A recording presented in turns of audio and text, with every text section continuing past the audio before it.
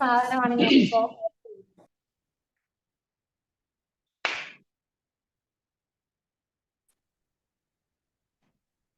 Shall we start?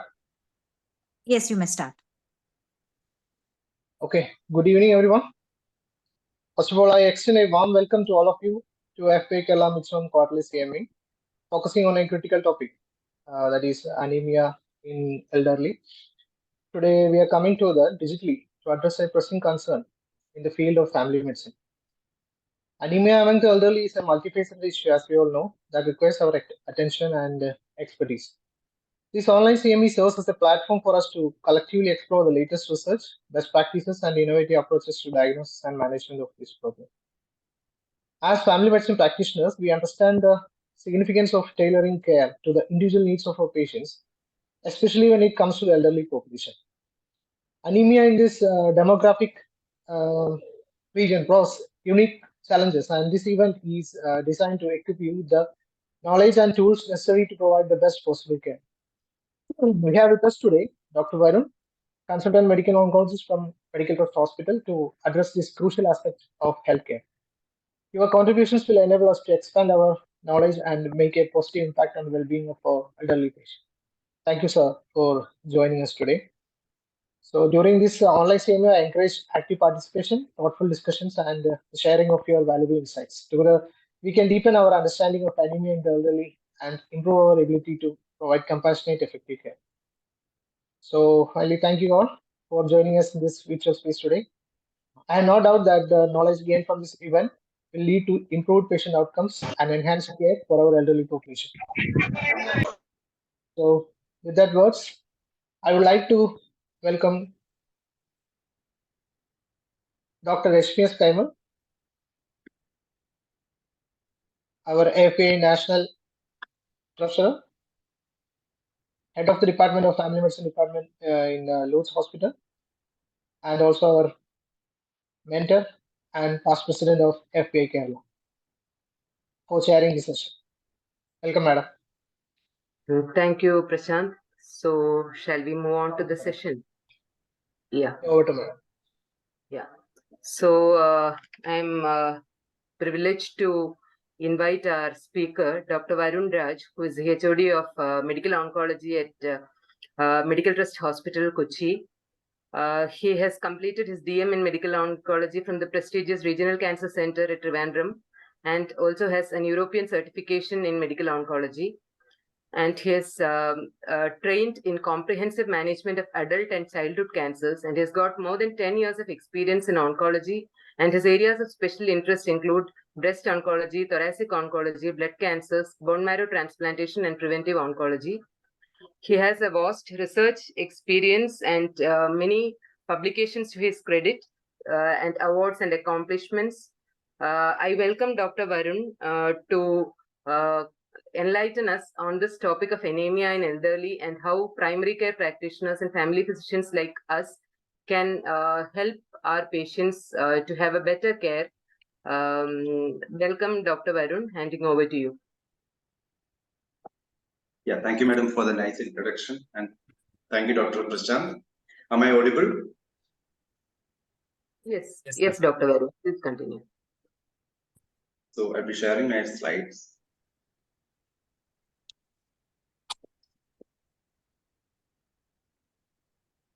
Meanwhile, I would request everyone to kindly mute yourself, and if there are any doubts, please enter in the chat box so that we can discuss at the end of the session. Over to you, Dr. Yes, Varun. my slides are visible to all, right? Excuse me? Yes. So my slides are visible now? Visible. Yes. Yeah, Yeah, visible. visible. It's Yeah. visible. Please continue. So a very good evening to all of you. At the outset, I would like to express my thanks to Dr. Asha Thomas and also the organizers of AFPI, the Midzone, for conducting and also for inviting me for this meeting. And it's really heartening to see such a nice participation on a Saturday evening. I think it is almost crossed more than 30 attendees, right? So, so any meeting with attendance more than 20 is a big success in an online platform. So, so without actually wasting much time, actually I'd like to start this session. And I'm really happy that actually you have selected this topic for this meeting, that is anemia in elderly, because it is actually the need of the hour. Because as we all know, actually the demographic status of our state, and we all are actually seeing and also going to see more and more older patients in our practice, be it any specialty. And anemia is one of the most underrepresented or a neglected aspect, particularly in elderly. So it's a really important topic, particularly for physicians. And before starting the session, I'd like to share some of the some of my thoughts, because as you know, actually, I'm a medical oncologist and hemato-oncologist. I'm practicing in a tertiary care center, and I'm getting referrals from the physician from inside the hospital, outside the hospital, and also from the peripheries. And among the hematological cases, actually majority of the referrals actually so most of the cases can be managed by a physician at the periphery itself. So that is why actually so when when they suggested this topic to me, I thought I would present it in such a way that that it will help you to that actually tailor the approach to your patients. And I'm not planning this session as a one-sided meeting or a seminar.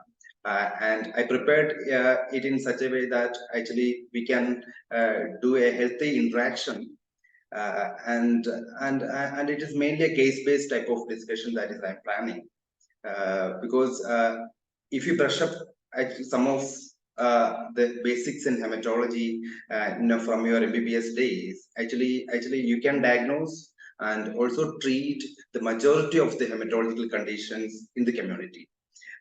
Because in a scientific session, so when we all are speaking in a scientific session, we all will discuss or mention the modern advances, the sophisticated investigation, the molecular test, and all sort of and also the newer treatment, the fancy test, everything that we will mention. It's part of the scientific meeting. But actually, to be on the practical side, or at the end of the day, what matters more is that what we all can do at our own level, that is at the individual level, and also at the hospital level, and also at the community level. So that is why actually I have prepared this session in such a way that it will help you all. I hope it will help you all to diagnose and to manage the hematological case in a better way. So let's start the session.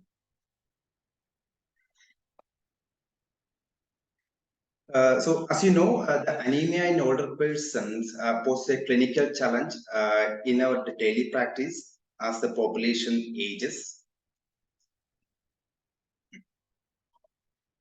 And anemia is quite frequently diagnosed in older individuals, and it is a key indicator of various underlying the reactive and the chronic conditions. That is, the reactive conditions like infections or autoimmune diseases. But actually, many of the underlying serious illnesses like the MDS, that's myelodysplastic syndrome, and multiple myeloma also develop preferentially in elderly individuals. So the etiology of anemia at older age is complex, and it ranges from the bone marrow failure syndromes to chronic kidney disease, and also from the nutritional deficiencies to inflammatory processes. As you all know, even a mild anemia may substantially affect the physical and cognitive capacities of an older patient, and it impairs the quality of life of the patient. Like you all know, it can cause the heart failure, it may cause fall and fracture. So it can affect the quality of life of the patient. And actually another underestimated aspect is that because of age-related changes, the organ functions such as erythropoietin production in the kidney may become suboptimal. So the management and treatment of anemia in older patients often require a multidisciplinary approach and detailed investigations of organ function. So if you see the prevalence of the condition, it reaches around 70% in older patients, particularly more than 65%. So it is a serious public health problem because the incidence is at the tune of 20% in the society. It's a big number. In many cases, that is a supplementation therapy or elimination of the underlying etiology can correct the anemia. But in other cases, the long-term treatment with interventional drugs, then continuous treatment with erythropoietin or transfusions are required to control the anemia. So, how to approach a patient with anemia, or what all are the things that you have to keep in mind when you are seeing a patient with anemia in your practice? That is, always think about the underlying medical conditions and medications that patient is receiving, and the family history of a specific type of anemia, such as we have to ask for this family history of blood transfusions, then sickle cell disease or thalassemia. Then we have to keep in mind about the causes of acute anemia, and definitely the dietary practices, particularly about the vegan diet, and also the travel. So why the travel is important? Because the acute parasitic infections can cause anemia, and infections, the acute and chronic infections, then the bleeding, then the chronicity of the anemia. Is it an acute onset or is it a chronic anemia? Then the symptoms or condition that would suggest hemolysis, that is the passage of dark urine, history of jaundice, history of repeated gallstones. It all throw light about the ongoing hemolysis. Then anemia with certain food or drug exposures. Then the symptoms or finding that suggest the kidney disease or liver disease or hypersplenism, and the rapidity of the onset of the symptoms. This all are the different aspects that you all have to keep in mind when you are seeing a patient with anemia. And particularly anemia in older adults, one of the most common cause is the nutritional deficiency. About the 1/3 of the patient is having nutritional anemia. And then again, the 1/3 of the patient is having the anemia of chronic disease or anemia of inflammation in approximately 1/3. It includes the disease conditions like malignancy, be it a hematological cancer or a solid cancer, then chronic kidney disease, autoimmune conditions, hypothyroidism, and infection. And the remaining 1/3 is usually unexplained, but the clonal disorders such as the myelodysplastic syndrome may account for a significant proportion of unexplained anemias in older patients. So let's see some of the clinical presentations. Usually, the onset of symptoms and signs is usually insidious, and the typical symptoms of anemia, such as the fatigue, then the weakness and dyspnea, it may not be specific in elderly patient, and we usually overlook these conditions in elderly patient because we tend to attribute it to the advancing age. So be careful in these symptoms, because the typical symptoms that we read from the literature about anemia, it may not be evident in an older patient. So what are the consequences? We know actually the prevalence of anemia in elderly is around 20%. So it's a big number. So what are the consequences of anemia in an elderly patient? We know the mortality is possible. It can happen. Then the morbidity. What are the morbidities it can create? That is the cardiovascular disease, congestive cardiac failure, falls and fractures. More important is the cognitive function. It can impair it. Then the repeated hospitalization for blood transfusion and supporting care, and quality of actually life will be affected, and it can result in frailty of the patient. So what about the unexplained anemia in the elderly? What are the causes? It can be an early visual that is when you test the beetle, it may be normal, but the patient actually will have all the features of beetle deficiency like macrocytosis and all. So, so early beetle deficiency is a cause of unexplained anemia, then thalassemia trait, then hereditary or unidentified hereditary spherocytosis, autoimmune hemolytic anemia, myeloma, the myelodysplastic syndrome, then hormonal factors like hypothyroidism and testosterone deficiency. So these are the cause of unexplained anemia in the early.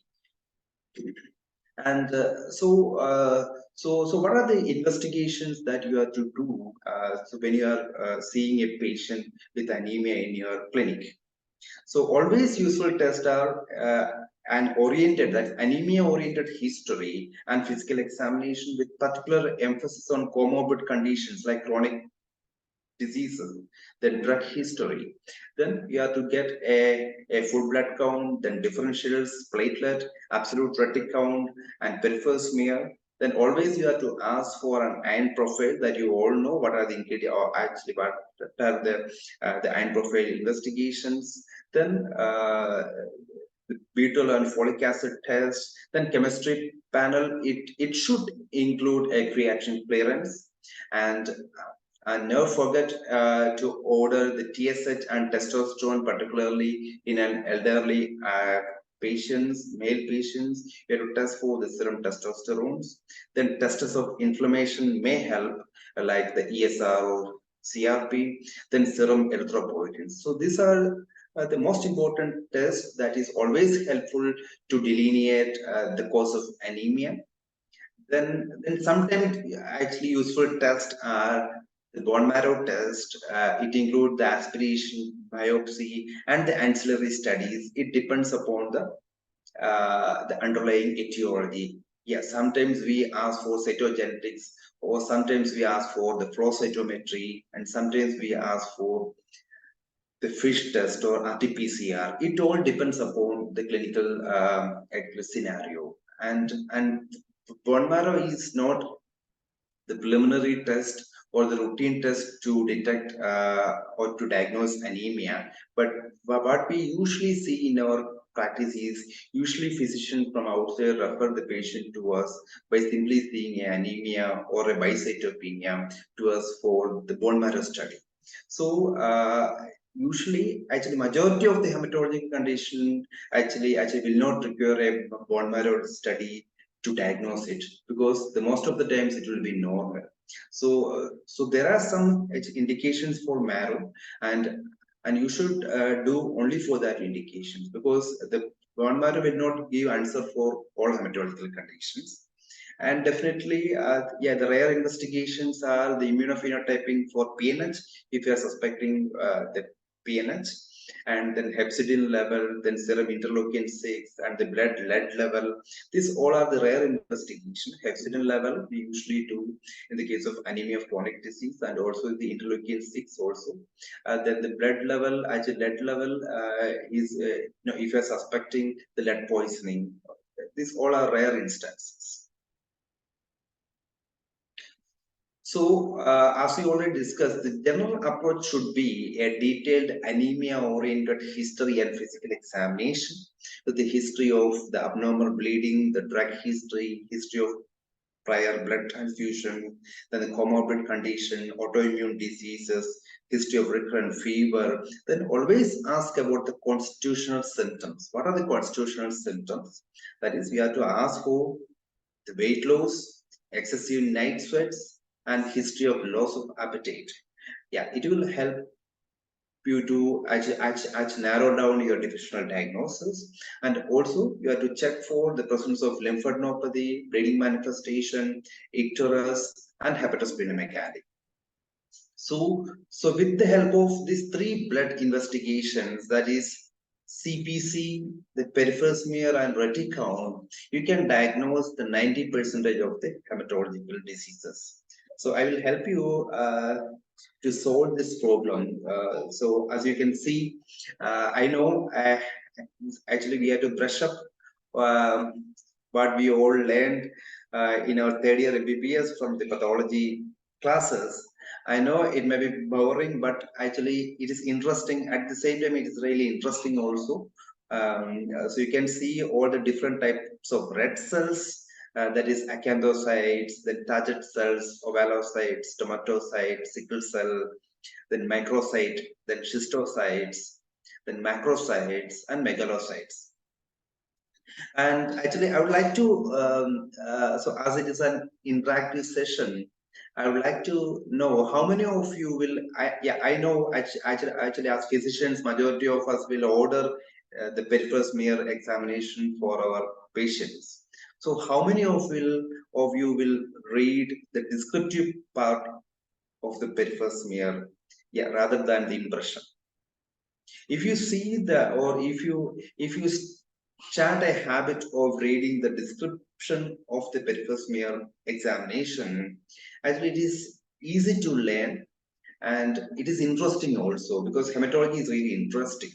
So so if you start that habit, it will definitely help you to actually solve majority of the hematological condition. And let's see how it is. So you can see a megaloblast here. We all know that the megaloblastic anemia is a type of macrocytic anemia. And you can see these are the normal RBCs. And this is a megaloblast. And let's see each meal. So this is interesting actually. So believe me. So you can see the schistocytes here. That is the destructed RBCs.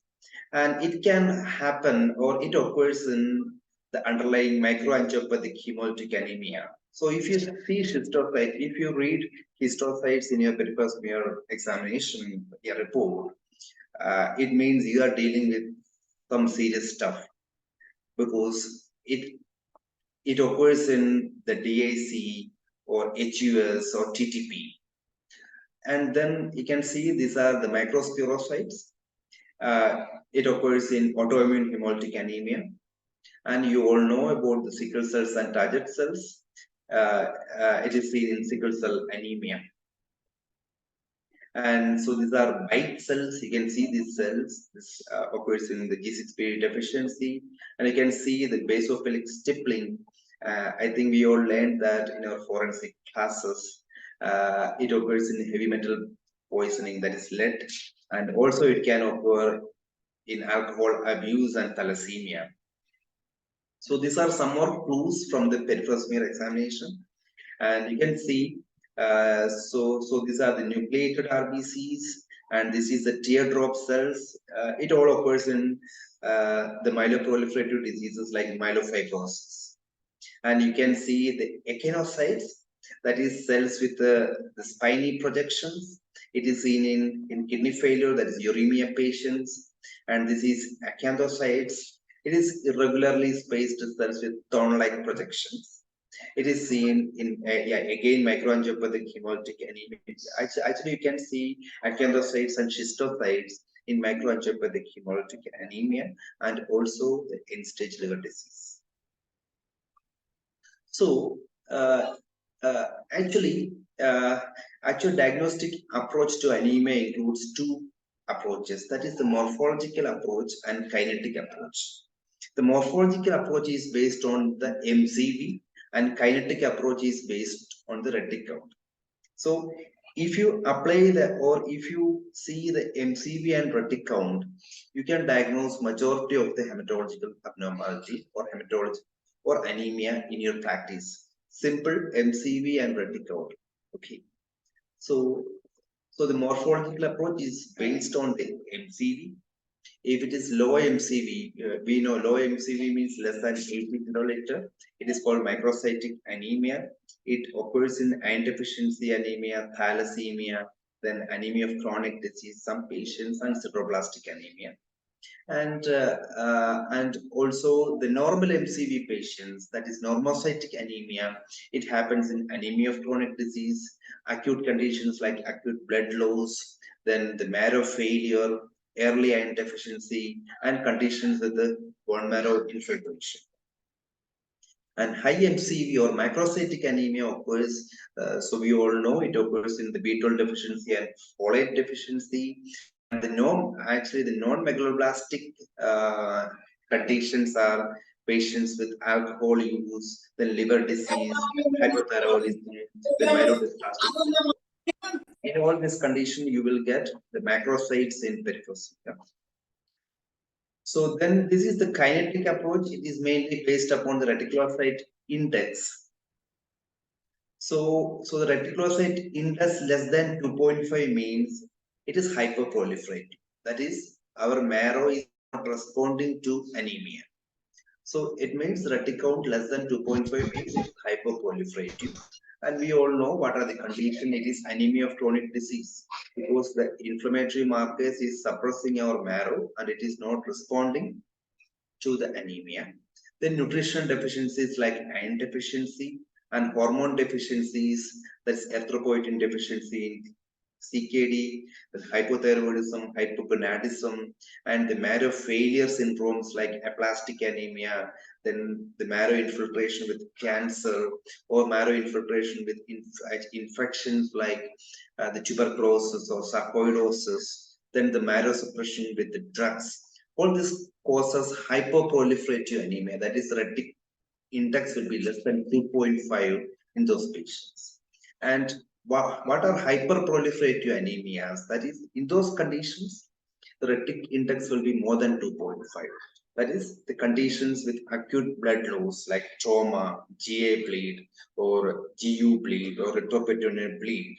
That is, actually with response to the acute anemia, usually the marrow responds more, and it causes increased reticulocyte index. That is called hyperproliferative anemia. And then hemolytic conditions like autoimmune hemolytic anemia, the macroangiopathic hemolytic anemia, intrinsic RBC defect, and hypersplenism. So these are the two types of approach. That is, the morphological approach is mainly based on MCV, that is the macrocytic, the normocytic, and macrocytic. And the kinetic approach is mainly based upon the reticulocyte index.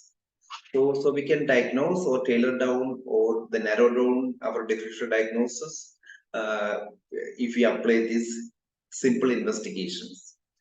And then again, about hemolysis. If you find the features of hemolysis in the patient, so what are the features of hemolysis? That is anemia, then hyperbilirubinemia, then raised LDH. So these are the features of hemolysis in a patient. So actually, in this condition, we have to do the direct code test, that is the DCT. And if the DCT is positive, and if the smear shows microspirocytes, as we already saw in the earlier slides, if the DCT is positive and the smear is showing the spirocytes, it shows that we are dealing with an autoimmune hemolytic anemia. So we have to proceed with the further workup of autoimmune hemolytic anemia. Then again, if the DCT is negative, and also if the patient is having severe thrombocytopenia, and if the schistocytes are present in the smear, it means we are dealing with microangiopathic hemolytic anemia like TTP or the hemolytic uremia syndrome or a DAC.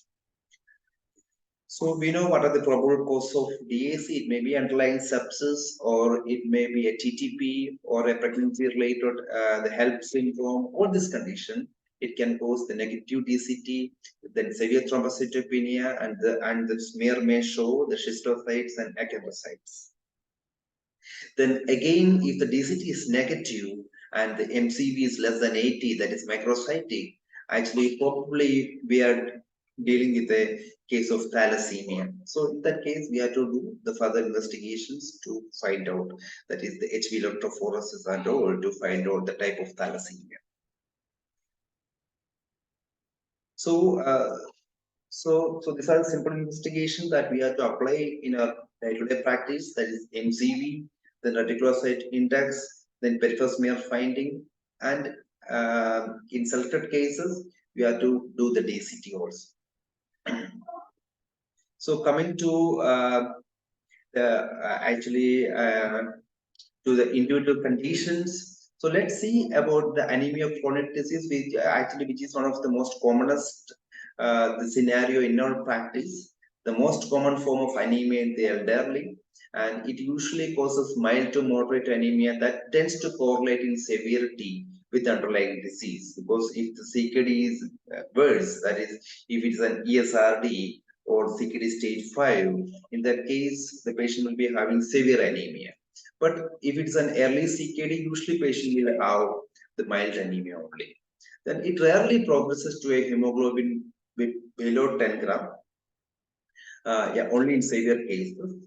And erythrocytes are usually normochromic and normocytic. Usually in anemia of chronic disease, usually the erythrocytes are the normochromic and normocytic. But about 1/3 of the patients with anemia of chronic disease have microcytic anemia. But it occurs only in the 1/3 of the patient. We know what are the different conditions that can cause anemia of chronic disease. We all know that is it includes both acute infections and chronic infections.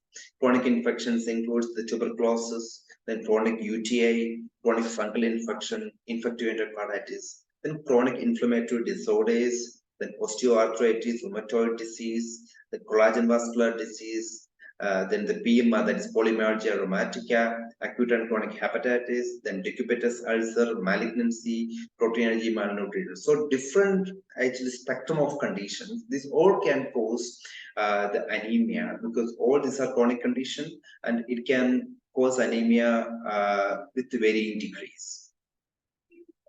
So the pathogenesis, we all know. I'm not going much into the details of the pathogenesis aspect because we are mainly dealing with the approach to anemia. So actually the underlying pathogenesis is the decreased release of iron from macrophages to plasma because of raised serum hepcidin level and reduced cell lifespan and inadequate erythropoietin response to anemia caused by cytokines such as interleukin 1 and TNF alpha. So what is the treatment of anemia of chronic disease? Actually, there is no specific treatment for anemia of chronic disease except to manage or treat the underlying disorder.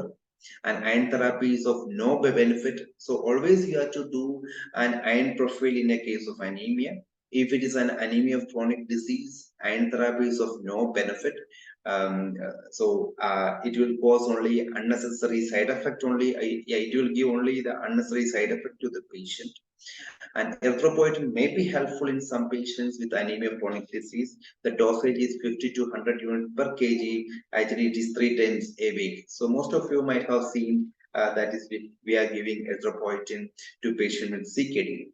And the dosage can be increased to 150 unit per kilogram per dose. The response to a lower dose is inadequate. And it is given actually not only to CKD patient. If that is unexplained anemia, if the erythropoietin level is low, then still you can consider giving erythropoietin or darbepoietin to your patients. Then, as we all know, the vitamin B12 deficiency is one of the commonest causes in our practice, and it is the cause of anemia in around 5 to 10% of the elderly patients. And the actual prevalence of vitamin B12 deficiency is likely to be much higher in the elderly. And the vitamin B12 deficiency rarely is the result of inadequate intake. So except in persons who are strict vegans. But in our society, the strict vegans are they're rare. Inadequate intake actually is not only the only cause for the B12 deficiency, but the common cause is reduced intestinal absorption of vitamin B12. So pernicious anemia is a classical example of that. So inadequate absorption of vitamin B12 occurs in about 10 to 30% of the patients who have undergone a partial gastrectomy. So always include the history of prior surgeries in your history taking, because if the patient underwent a partial or total gastrectomy, they may develop the B12 deficiency. It may also occur in patients with small bowel disorders and also patients with bacterial overgrowth. And the most important thing is that the prevalence of many of these conditions increases with age. And the treatment is, we all know, we all does in our practice, that is vitamin B12 supplementation, either parenterally or orally. The IM injection dose is the 1000 microgram, often given daily for 1 week, then followed by the weekly for next 1 month, and then monthly thereafter. It is my practice. And then oral therapy is also equally effective, and the dose ranges from 1000 to 2000 microgram daily. And a response to therapy characterized by an increase in reticulocytosis. So that is the first response that we see in blood, that is increase in reticulocytosis, often occurs within a week of the initiation of the therapy.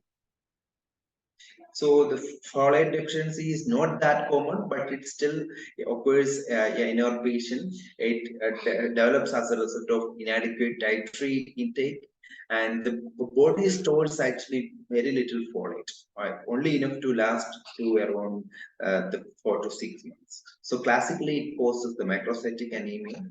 And so folate deficiency is treated with the oral folic acid, that is 1 mg daily. Then the most important thing, or the most underrepresented thing, is the myelodysplastic syndrome. That is, it's an uncommon cause of anemia. The more common cause in the elderly than in younger patient. It is characterized by a defect in the development of one of the marrow cell lines, limiting the release of functioning cell. So the patient may present with either anemia or with a thrombocytopenia or a neutropenia. Sometimes patient may present with bicytopenia or pancytopenia. And anemia results when the red cell lines are affected, and the myelodysplastic syndrome should be a diagnostic consideration when the white cell or platelet abnormalities accompany the anemia. So whenever you see a patient with either actually isolated anemia, an elderly patient which is not corrected with supplementation, or you cannot find out any cause for anemia, you always suspect the MDS in those patients. And the diagnosis is by the bone marrow study, and it is treated by the low dose chemotherapy and also supportive care with the blood transfusions. So myelodysplasia, so what are the clues for the myelodysplasia is that macrocytosis or macrocytes in peripheral blood, then additional cytopenias like thrombocytopenia and neutropenia, monocytosis in peripheral blood, and then the morphological dysplasias in the blood cells, that is the red cells and neutrophils. So these are the clues for the myelodysplastic syndrome. So let's see some of the cases. So as I told earlier, actually I prepared this presentation in a way that so we can share our thoughts and we can interact. So this is a case. It's a hypothetical case. Sorry.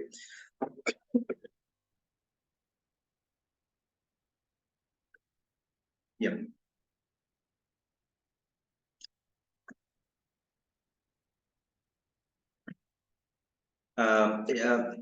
So it's a 65-year-old lady with anemia. So all of you can unmute yourself because it's an interactive type of session that is I'm planning now. So a 65-year-old lady with anemia, then raised ESR, bone pain, the hypercalcemia, there is no organomegaly, there is no nutrition deficiency. So can anyone answer about the differential diagnosis, or does all these clinical findings points to some disease, to a specific etiology or something like that? Myeloma.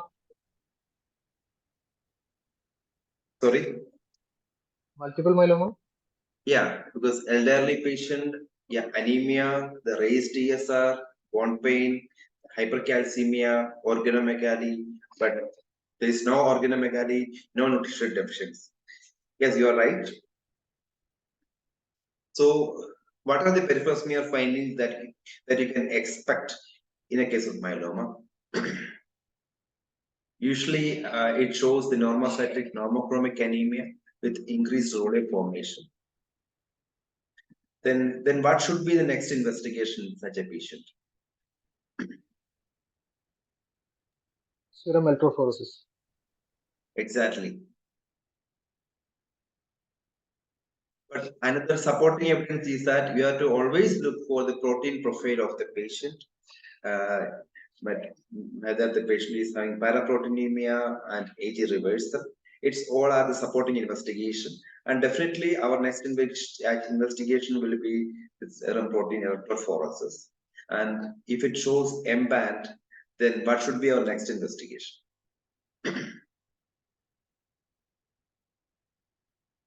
Come on. Urine Benzstone's proteins.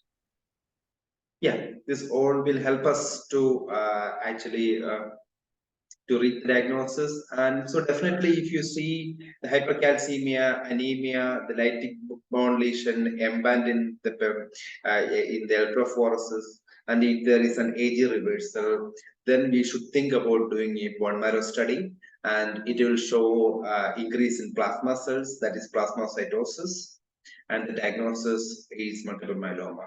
Good. So let's see the next case. It's a 70-year-old male. Patient is having excessive tiredness. Then there is loss of weight and appetite. Patient is having bicytopenia, but there is no nutritional deficiency. There is no organomegaly. There is no lymphadenopathy, and the MCV is very high, and the peripheral smear shows macrocytes and monocytosis. What are we dealing with?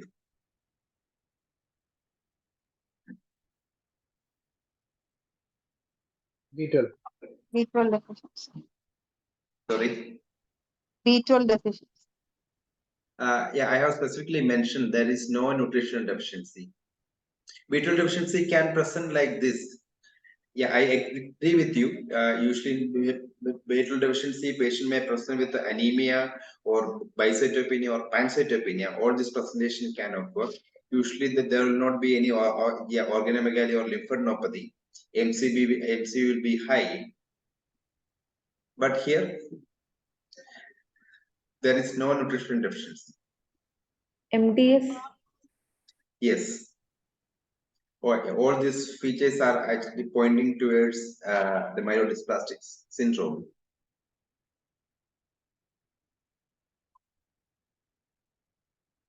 In this situation, we have to do the bone marrow test, and also, as you know, the MDS is a clonal disorder. So we have to do the cytogenetic test also. So we have to do the FISH also to diagnose MDS, because actually many of the reactive processes can cause MDS type of clinical findings, and even the bone marrow findings also. So many reactive conditions can manifest like MDS. So always in a suspected case of MDS, we always do the cytogenetic study also along with the routine bone marrow study. Good. So coming to the third patient, he's a 55-year-old patient. Patient is having anemia, then lymphocytosis. He's having generalized lymphadenopathy. History of weight loss is there. Splenomegaly is there. What are we dealing with? Anemia, the lymphocytosis, Lymphoma. the lymphadenopathy, splenomegaly. Lymphomas. Sorry. Lymphoma. Yeah. So which of which investigation to be ordered next?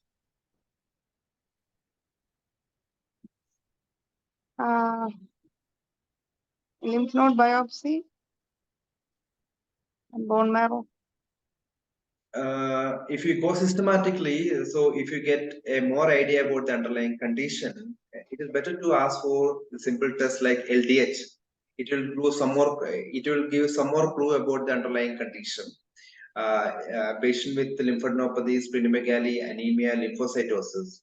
If the LDH is very high, it is more suggestive of a hematological malignancy. Then again, then you have to look for the peripheral smear, right? In the peripheral smear, if you see the smut cells, it is so typical of CLL. It is so typical of the chronic lymphocytic leukemia, and also acute leukemias can also present like this. So you have to always look for the abnormal cells or immature cells or blast in the peripheral. Then the next investigation should be the bone marrow study. In this condition, we also do the flow cytometry also to identify the subtype of the disease. So whether it is an acute leukemia or chronic leukemia or a lymphoma. So for that, we usually do the flow cytometry also from the marrow study. So coming to the fourth case.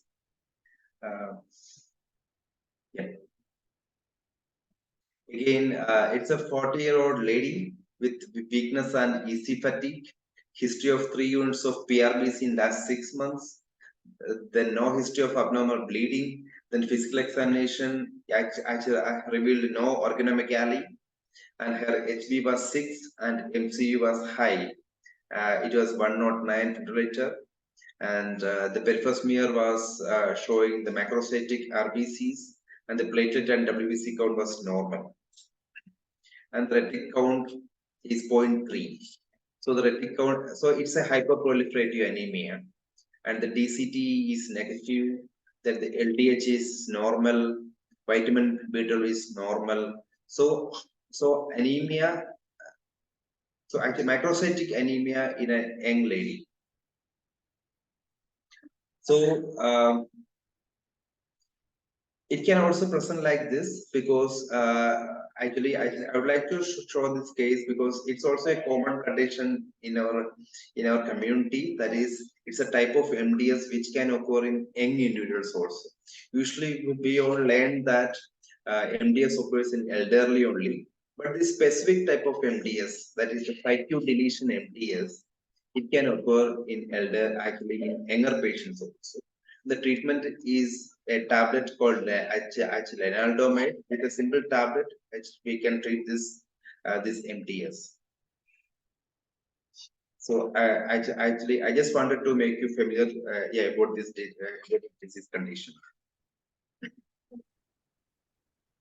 So I think the most important part of this the session is in a case of anemia or a bicytopenia or a pancytopenia, what are the red flags? Or so as I told earlier, about 90% of the hematological disorders, if you apply the MCV, the retic count, and peripheral smear, you can diagnose the hematological disorders and you can treat also, and it need not actually need referral to a hematologist or a hemato-oncologist, but you also should know about what are the red flags, actually when to refer the patient to a hemato-oncologist or a hematologist.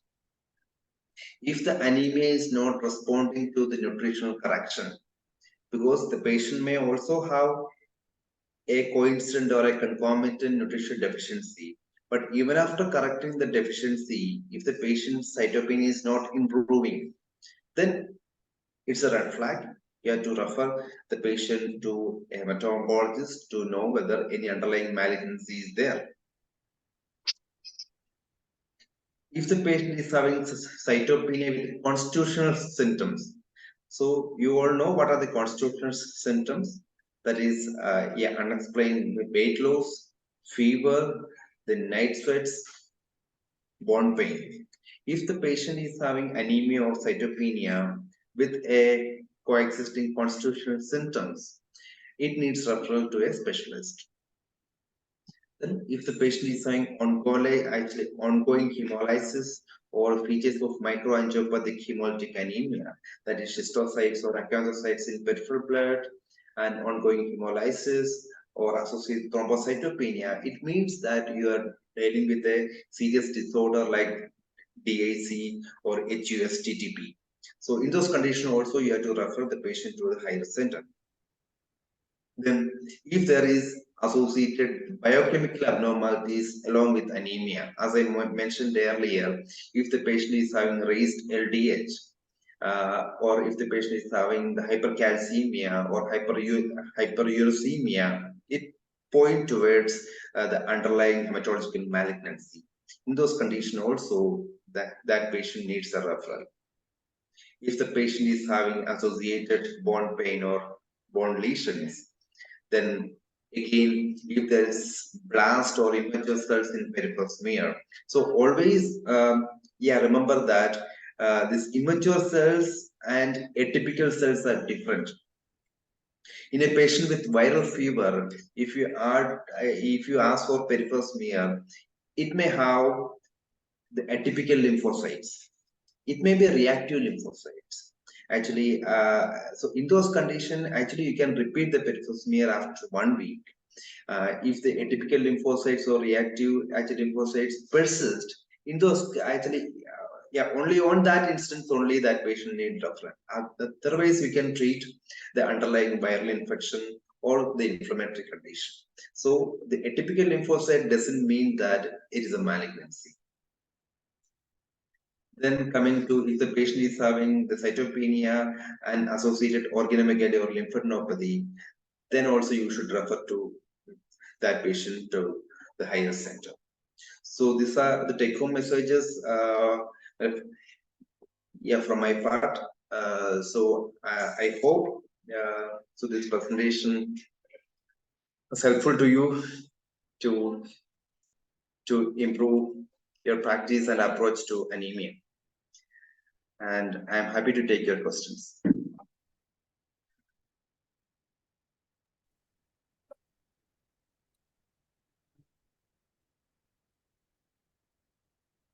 Thank you, Dr. Varun.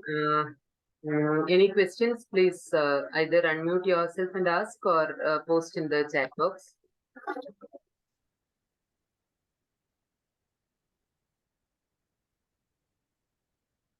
I think this session was equally useful for the postgraduate students as well as for the practicing family physicians, in the sense that it had a clinical discussion as well as a theoretical approach too. I would highlight 2 or 3 points which Dr. Varun brought out. One is the 3 tests that you should do in anemia, which will give you some clue, that is the MCV, retics, and peripheral smear. Always people go behind so many investigations and finally do not reach any conclusion. So I think the systematic approach will always be helpful because you will know where you're going to. I think that's an important thing. Otherwise, too many investigations done on the first day itself will lead you nowhere. I think I'm right in that. I'm right in saying that. That is one point. Another thing is the age factor. So sometimes we tend to overlook the anemia in elderly, saying that when they present with fatigue and weakness, we usually give some tonic, some vitamin. That is the practice in general practice. So please don't do that. Always take them seriously and see if there is anemia, especially in people with chronic diseases. And sometimes they may be reluctant to tell about any blood in stools or something like that. They may not give out that history. So please investigate properly in elderly. Don't write them off saying that this is due to old age. That is one thing. So any further questions or doubts?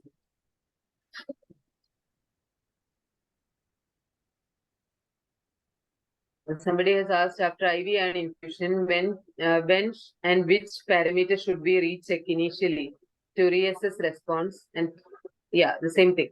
And after what duration we should recheck HB?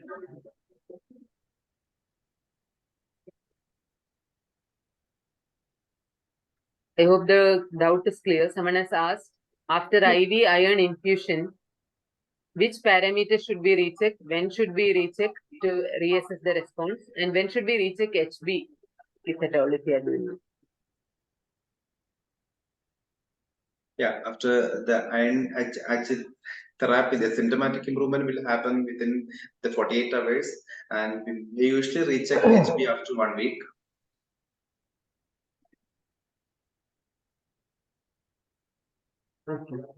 And the thing I would like to emphasize is that actually, as physicians, I remember when I was doing my MD also. So whenever we see the hematological terms, or whenever we read the peripheral smear findings, as I mentioned in the initial part, like the schistocyte, then spirocytes and all, we all actually become uncomfortable because we all think that these all are not actually our piece of bread, or these all are different stuff. But actually, if you if you try to understand, these all are simple things, and if you can analyze that is with simple MCV and retic count, you can actually solve the 90% of your the hematology cases in your practice.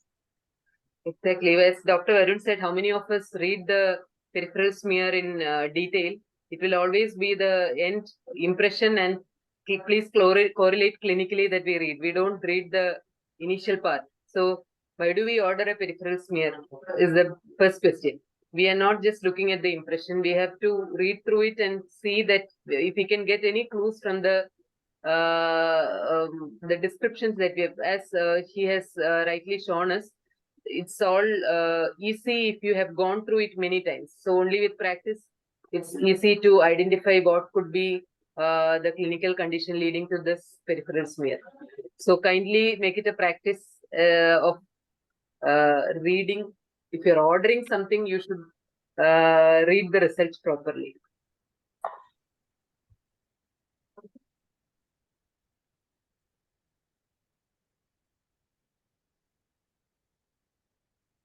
Dr. Varun, how many non-hematological, what is the percentage of non-hematological malignancies that present as anemia?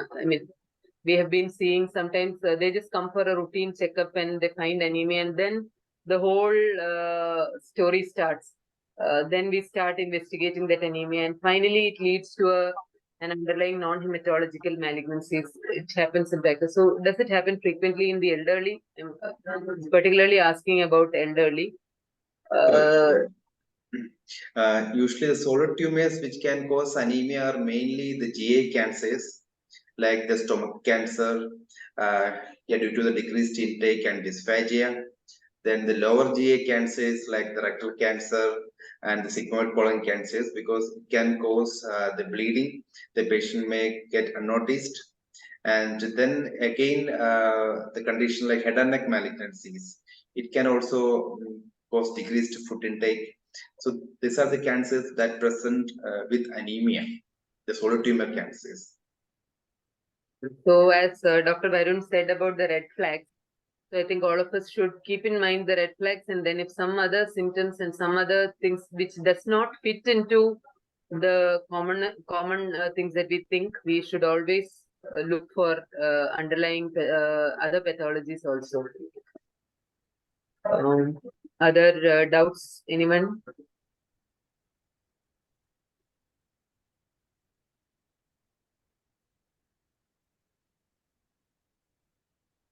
If there are no other doubts, Dr. Prashant. Thank you, Dr. Varun and Dr. Rashmi. I invite Dr. Anand to propose a vote of thanks. Respected Chair, senior leaders and dear friends, I would like to extend a sincere thanks to our chief guest and speaker, Dr. Varun Raj, for giving an excellent coverage of the topic. Thank you very much, sir. I would also like to thank AFPI Kerala chapter and Spice Road India for supporting us with this platform. Special thanks to Dr. Serin Kuriakos, Dr. Jyotika, and Dr. Vishnu, and Dr. Mansur for technical support and advice. Thanks to Dr. Asha Thomas, who helped us to get our speaker, Dr. Varun, tonight. I would like to thank Dr. Rashmi Madam, Dr. Indu, and Dr. Kailas for timely advices on this meet. I would also like to thank our own zonal president, Dr. Prashant, who made this event as a grand success. And finally, I thank all the participants who are present here. Thank you all.